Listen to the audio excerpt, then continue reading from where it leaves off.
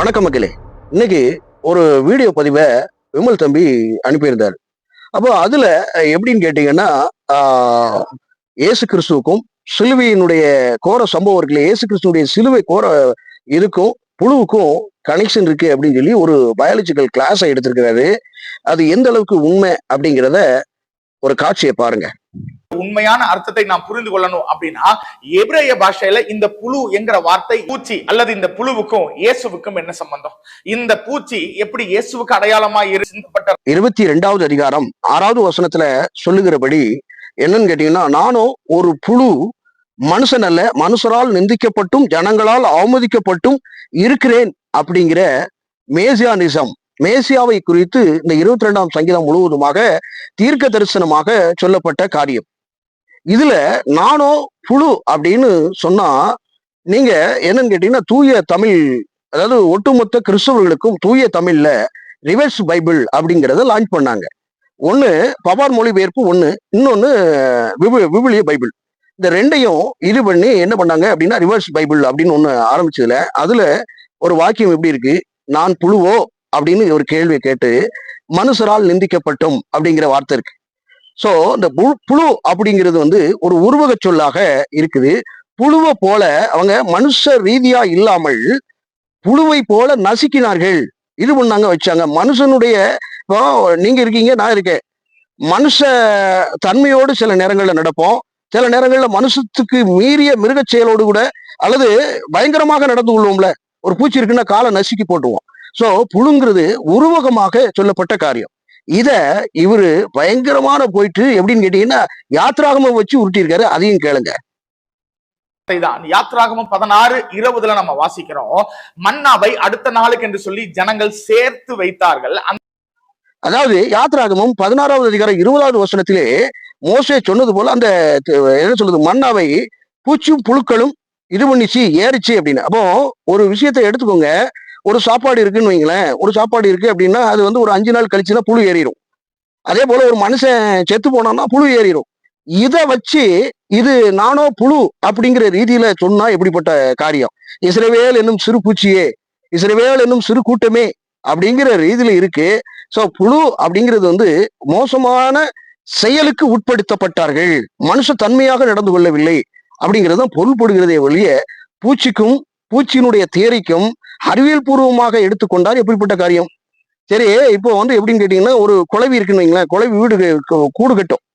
கூடு கட்டுறதுக்கு முன்னதாக என்ன பண்ணும் அப்படின்னு கேட்டீங்கன்னா, அதனுடைய காரியம் சாராம்சம் முதல்ல என்ன பண்ணணும், ஒரு புழுவை முதல்ல முட்டை போட்டுரும். முட்டை போட்டு என்ன பண்ணும் அப்படின்னு கேட்டீங்கன்னா, புழுவை கொண்டு வச்சிரும். கொன்னுட்டு தான் கொண்டு வைக்கும். புழுவை கொண்டு அந்த முட்டையோட சேர்த்து வைக்கும். அந்த முட்டையோட அந்த குளவி என்ன பண்ணும், அந்த புழுக்களை சாப்பிட்டு சாப்பிட்டு சாப்பிட்டு அது இது பண்ணும், வைக்கும். வளர வளர அப்படியே வளர்ந்து இது பண்ணி வரும். சரிங்களா? அப்படி வளர்ந்து அதுக்கப்புறம் மறுபடி டீம், அந்த குழவினுடைய டீம் எல்லாம் மேல இது பண்ணி வச்சு மறுபடியும் எக்ஸ்ட்ரா சோர்ஸ் எல்லா வேலையும் பண்ணும், வைக்கும். ஸோ இது பயாலஜிக்கல், என்ன சொல்றது, ஒரு இதுன்னு சொல்லலாம், ஒரு பூச்சியினுடைய பயாலஜிக்கல். இப்போ ஒரு ஈ இருக்குன்னு வைங்களேன், ஒரு ஈயோ அல்லது தேனீயோ இருக்குன்னு வைங்களேன், அது என்ன பண்ணும் அப்படின்னு கேட்டீங்கன்னா, பல்வேறு இடங்கள்ல போய் இது எடுக்கும், தேன் எடுக்கும். இப்போ முருங்கை இருக்குன்னா முருங்கை தேன் இருக்கு, முருங்கையில எடுக்கும். முருங்கையில இருந்து மற்ற மரங்களுக்கு போகும். அதே இதுல மகர்ந்த சேர்க்கையோடு அநேக காரியங்கள், இந்த மாதிரியான பணிகளை பூச்சி செய்கிறது. அது உருவாக்கமும் அப்படியே. அதே போல மொசக்கட்டை பூச்சி இருக்கு இல்லையா, அது என்ன பண்ணும் அப்படின்னு கேட்டீங்கன்னா, மொசக்கட்டை பூச்சி தான் பின்னாளில் வண்ணத்து பூச்சியாக மாறுகிறது. வண்ணத்து பூச்சி பின்னர் கனெக்ட் ஆகி அப்படியே என்ன சொல்றது, ப்ராடக்டா வெளியே வருது. புழுவா இருந்து வண்ணத்து பூச்சியா மாறுது. அப்போ ஒவ்வொன்றும் ஒவ்வொரு படைப்புகளுடைய அறிவியல் பூர்வமான காரியம். இந்த அறிவியல் பூர்வமாக வைத்துக் 6வது வசனத்தில் நான் ஒரு புழு என்று சொல்லி எழுதப்பட்டிருக்கிறதே, அது வேற ஏதோ ஒரு புழு அல்ல. இந்த குறிப்பிட்ட ஸ்பெசிபிக்கான புழுவை தான் சங்கீதக்காரனாகிய தாவீது எழுதுகிறான். இந்த உலகமாக உருட்டு அப்படிங்கிறது தெளிவா தெரியுது. தாவீது எப்படின்னு கேட்டீங்கன்னா, சங்கீதங்கள் 22:6 நான் ஒரு புழு அப்படின்னு தாவீது சொல்லும் போதே அதற்கு அடுத்த வரியிலே அதுக்கான விளக்கமும் இருக்கு. மனுஷரால் நிந்திக்கப்பட்டும் ஜனங்களால் அலட்சியம் பண்ணப்பட்டும் இருக்கிறேன். இதுதான் இதனுடைய ஒட்டுமொத்த வசனத்தினுடைய விளக்கமே. இதுதான் மேட்ரு. அதே போல இந்த தாவீது என்னன்னு கேட்டீங்கன்னா, ஒரு பயாலஜிக்கல் கிளாஸையே இப்படி நடத்தலண்ணே, நீங்க சொல்ற மாதிரி நடத்தல. அதாவது எப்படின்னு கேட்டீங்கன்னா, மக்கள் வந்து அருவருப்பா பார்ப்பாங்க.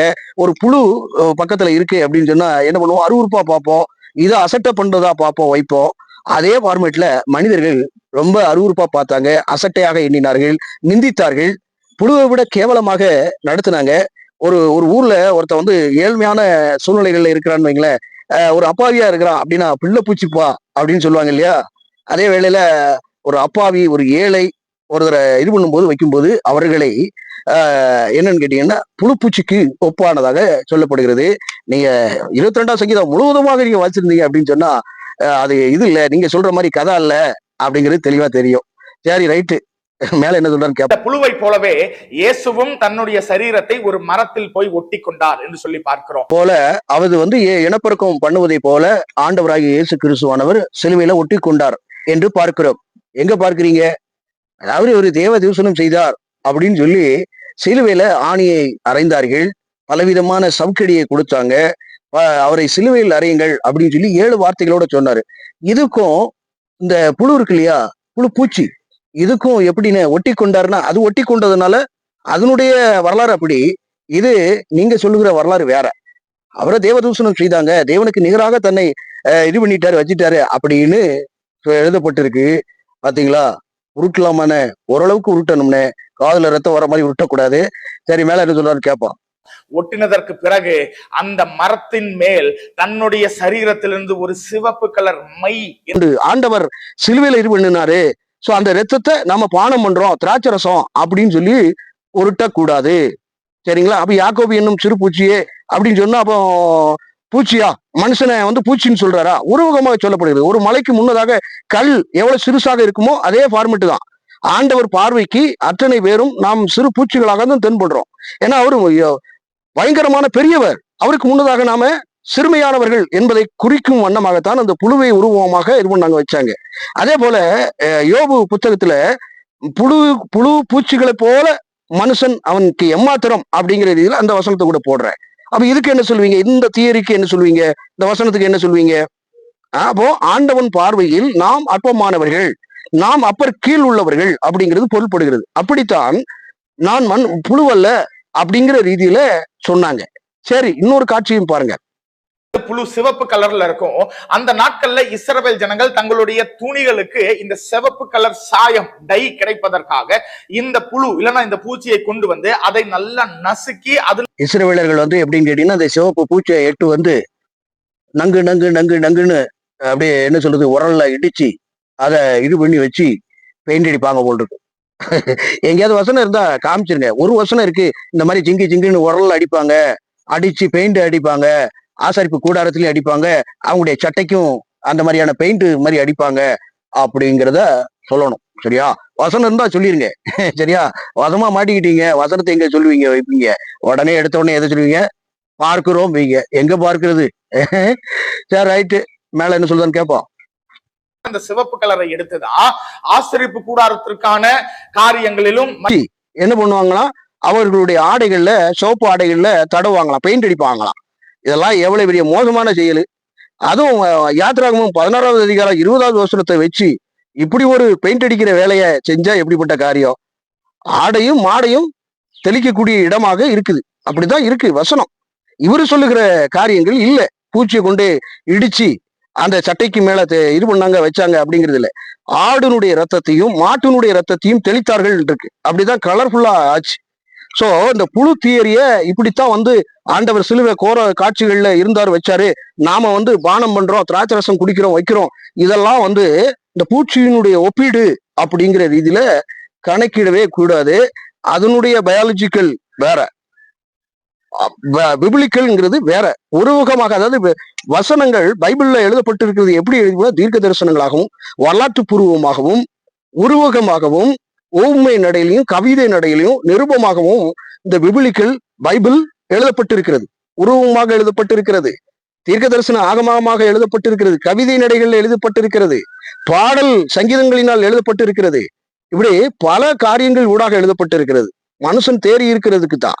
ஒரு புழுவுக்கு ஒப்பிட்டு ஆண்டவரை இது பண்ண முடியாது. தேவ ஆட்டுக்குட்டின்னு சொன்னார். அடிக்கப்படுகிற ஆட்டுக்குட்டியை போல் வந்தார்னா ஆட்டுக்குட்டியா அப்படின்னு சொன்னா கிடையாது. அது உருவகமான சொல். அதே போல 666 அப்படிங்கிறது உருவக சொல். உறவகமாக பயன்படுத்தப்பட்ட ஒரு கோட்வேர்டு மூலியமாக கனெக்ட் பண்றது. ஆண்டவர் ஊமையாக கனெக்ட் பண்ணாரு.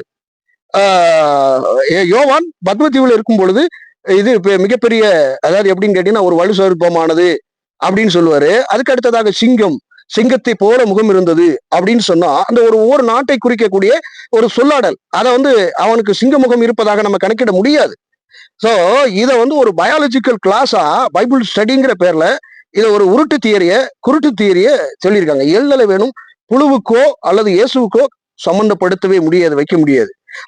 அதாவது ஏசாயா தீர்க்கதரிசன புஸ்தகம் 53 அதே வேளையில 49:11 ஆகிய வசனங்கள்ல வாசிச்சோம் அப்படின்னா, அவர் தாமே நம்முடைய மீறுதல் நிமித்தம் காயப்பட்டு நொறுக்கப்பட்டார் அப்படின்னு இருக்கு. அவருடைய தழும்புகளால் குணமாகிறோம் அப்படின்னு இருக்கு. அவர் ரத்தத்தால நாம குணமாக்கப்படுகிறோம். முதல்ல மாட்டை வச்சு உடன்படிக்கை பண்ணினாரு. சோ அந்த நியாயப்பிரமாணமானது ஒரு மனிதனை நீதிமானாக ஆக்க முடியல. மிருகங்களுடைய ரத்தமானது பூரணப்படவில்லை. சோ தாமே வருகிறார். தாமே சிலுவையில் தொங்கி சிலுவையில் அடிக்கப்பட்ட யாவரும் சபிக்கப்பட்டவன் என்றபடி சாபத்தை சிலுவையில் வென்றார் அப்படின்னு இருக்கு. ஒரு பூச்சியால அதை செய்ய முடியுமா அப்படின்னு சொன்னா, பூச்சிக்கும் இயேசுவுக்கும் சம்மந்தம் இல்லை. அவரு தான் உண்டாக்கினார், பூச்சி புழுக்களை உண்டாக்கினார். சோ பூச்சிங்கிறது, புழு அப்படிங்கிறது சீக்கிரமா நசுக்கி போட்டுடலாம், அதை இது பண்ணி போட்டுடலாம். அப்படி மக்கள் சிலுவையில இயேசு கிறிஸ்துநாதரை என்ன பண்ணாங்க, அப்படி பண்ணினாங்க. சோ இதைத்தான் இதா இருக்கு. அதுக்கு அப்புறம் உள்ள வசனங்கள் எல்லாம் வாசிக்கிறது இல்லை, யோசிக்கிறதே இல்லை. அப்படிங்கும் போது இது ஒட்டுமொத்த பயாலஜிக்கல் கிளாஸ் அப்படின்னு சொல்லலாம். கண்டிப்பா ஒரு உயிரினங்கள் எப்படி உண்டாகப்படுகிறது, அதனுடைய கால சுழற்சி என்ன, அதனுடைய மாற்று சுழற்சி என்ன அப்படின்னா அறிவியல் பூர்வமாக பயாலஜிக்கல் கிளாஸை நம்ம நடத்தி விடலாம். ஆனால் பயாலஜிக்கலுக்கும் அப்பாற்பட்டது வேத வாக்கியங்கள். அதுல கவனமாக இருக்க வேண்டும். புரியுதுங்களா? ஒவ்வொரு செடிகளுக்கும் பாருங்க அப்படின்னா இரவில் மகர்ந்த செயற்கை நடக்கிறது, ஒவ்வொரு காரியங்களும் நடக்கிறது என்றால் ஒவ்வொரு பூச்சிகளும் சில செய்யக்கூடிய செயல்கள்னால இருக்கு. புரியுதுங்களா? தேன், ஈக்கள், அது ஈக்களுடைய பரிமாண வளர்ச்சியில வந்ததுதான் தேனீ. ஈயினுடைய ஒட்டுமொத்த ஒரு என்ன சொல்றது ஆல்டர்னேட்டிவ் அல்லது என்ன சொல்றது அதனுடைய மேஜர் ப்ராடக்ட் அப்படின்னு சொல்லலாம் தேனீ. அதுக்கு கொட்டும் திறன் இருக்கிறது. அப்போ அது என்ன பண்ணுது அப்படின்னு கேட்டீங்கன்னா உணவை, அதாவது எப்படின்னா தேனீக்களை சேகரிக்கிறதுக்கு ஒவ்வொரு இடமாக போகிறது. அப்போ ஒவ்வொரு இடமாக போகும் பொழுது ஒவ்வொரு மரத்துக்கும் மகந்த சேர்க்கையை உண்டாகும்படி இந்த கனிகள் எல்லாம் வருகிறதுக்கு காரணம் என்ன அப்படின்னா முழு பங்காற்றல் தேனீக்கு இருக்கிறது. அதே வேளையில மற்ற பறவைகள் வருகிறது இல்ல, மற்ற என்ன சொல்றது நம்ம மலை வவ்வாலை பாருங்க, அது ஒவ்வொன்றையா கடிச்சுக்கிட்டு வரும். ஒவ்வொரு மரங்களுக்கும் போகும், மரங்களுக்கு தாவி ஒவ்வொரு இதுல வைக்கும். அப்போ ஒவ்வொரு இடங்களையும் போகும்போது அப்படிப்பட்ட மகரங்கள் சேர்க்கையும் நடக்கிறது. பூமியிலே செடி கொடிகள் மற்ற தாவரங்கள் எல்லாவற்றையும் விதைக்கிறது, அது ஒரு வேலையாக இருக்கிறது. பறவைகளுக்கு அப்படிப்பட்ட பணிகளை கொடுக்கப்பட்டிருக்கிறது. தேனீக்கு இந்த மாதிரியான காரியங்கள் எல்லாம் கொடுக்கப்பட்டிருக்கு. இது அறிவியல் பூர்வமான காரியம். இதோடு சேர்த்து இயேசு கிறிஸ்துவை கனெக்ட் பண்ண முடியாது, சிலுவை பாடு மரணத்தை குறித்து சொல்ல முடியாது. புரியுதுங்களா இல்லையா? சோ அவர் தொங்குனா அவருடைய ரத்தத்தை சிந்துனா அது பரிசுத்தம் ஆகும் அப்படிங்கிறது தான் அர்த்தம். ஸோ புழுவை வச்சு அந்த தியரியை நம்ம சொல்லக்கூடாது. வேற போய் வணக்கம்.